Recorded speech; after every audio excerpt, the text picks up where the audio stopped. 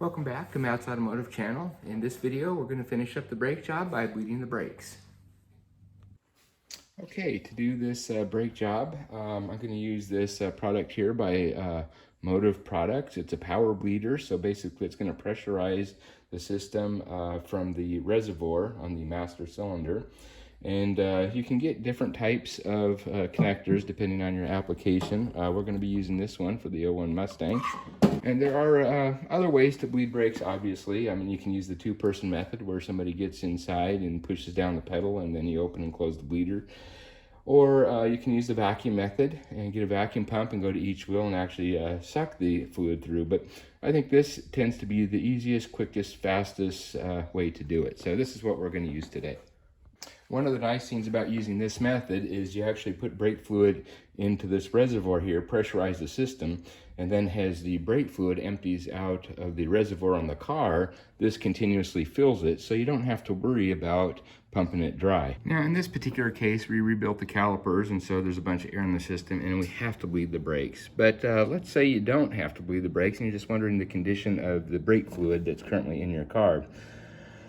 You can get one of these testers here, and then actually put it into the brake fluid and it'll test the water content that's in it. As you can see, this is above 4%. You really shouldn't be much above 2 to 3%. So this should be replaced regardless whether we did the brakes or not. The brake fluid is hygroscopic, which means water likes to attach itself to it. So you always want to minimize the amount of time that the brake fluid is in contact with the air. So once you get the brake fluid in there, cap it as soon as possible because it's going to start absorbing water. And because brake fluid is hygroscopic and wants to absorb water, always use a new bottle of this. Don't use one that's been sitting around on the shelf for a while.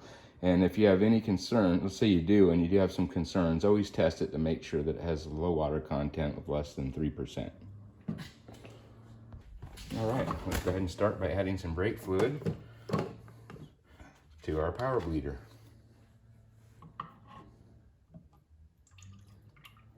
Also, check on the cap or on your owner's manual to see what type of brake fluid. There are various types. This particular car calls for a .3.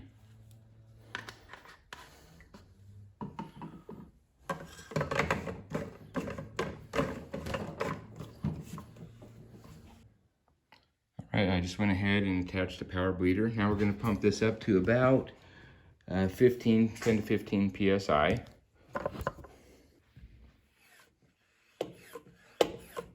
See, we got it pumped up there a little bit above 10. Check and make sure that you have no leaks and that it's holding pressure. Now when you start this process, you want to go to the wheel that's furthest away from your reservoir here, or your master cylinder. If you have an ABS system, you want to start at the wheel that's furthest from the ABS manifold. So this doesn't have ABS, so we're going to start here. So the furthest wheel from this point is going to be the passenger rear, and then of course the driver's rear, and then the passenger front, and then lastly this driver's front. All right, this is the setup I have here. I went ahead and connected the this tube to the bleeder valve here, and then always loop it up first before you go back down. That way, if for any reason brake fluid starts to get drawn back into the system and there's air in here, air will not come back into the system because the air and the brake fluid will separate here. The air will go up, the brake fluid will stay down. So anyway, also be careful. This brake fluid does not do well on paint. It'll wreck your paint, so make sure that you keep it away from anything that's painted. And then go ahead and drain it into a bucket. And then we'll go ahead and open this up, and the fluid should start to come out. Also, this is a good opportunity, since the system is pressurized, to check all your wheels, make sure that there's no leaks in any of the brakes. Okay, right there. Okay, we should see some fluid here coming in a minute. And there we go.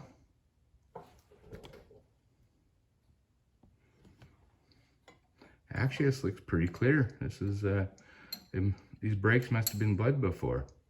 If they had not been bled in some time, this usually comes out really dark and yucky and disgusting. So it's so clear, I don't think we'll be able to tell when we actually get the new brake fluid here. I don't see any more air in there, so we'll go ahead and close that off and then go to the next wheel. Now we're set up here on the driver's side rear, which is the second furthest from the master cylinder. So we've got it all hooked up here. Let's go ahead and crack this one loose.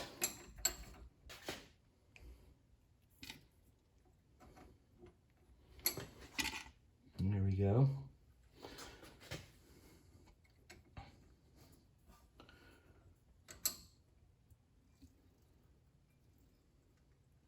There comes all the air.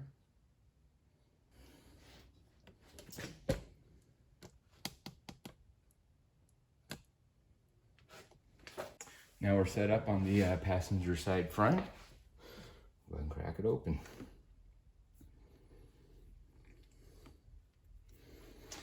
And there we go.